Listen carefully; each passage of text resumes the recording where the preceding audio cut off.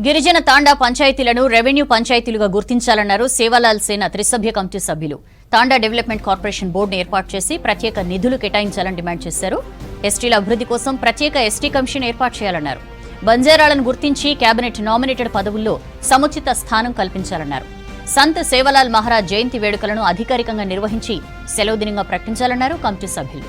హైదరాబాద్లోని సుందరయ్య విజ్ఞాన కేంద్రంలో సమావేశమయ్యారు సేవాలాల్ సేన రాష్ట్ర కమిటీ నాయకులు.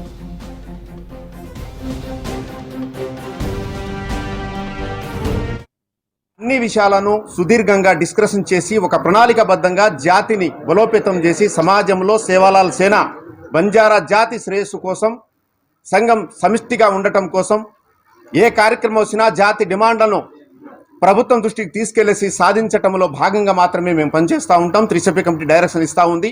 సో కీలకంగా సమావేశం ఉద్దేశం సంత్ సేవాలాల్ మహారాజ్ జయంతి ఫిబ్రవరి 15వ తారీఖు నాడు నిర్వహించడం జరుగుతూ ఉంది ప్రభుత్వం అధికారికంగా.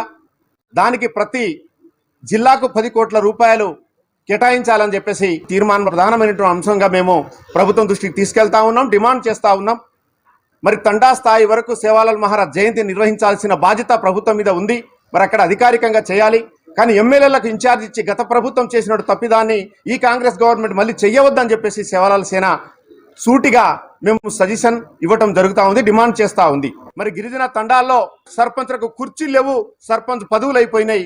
5 సంవత్సరాల వ్యవధిలో 5 సంవత్సరాల సమయంలో ఒక్క కుర్చీ కూడా కొనుక్కోలేని పరిస్థితి గత ప్రభుత్వం చేసింది.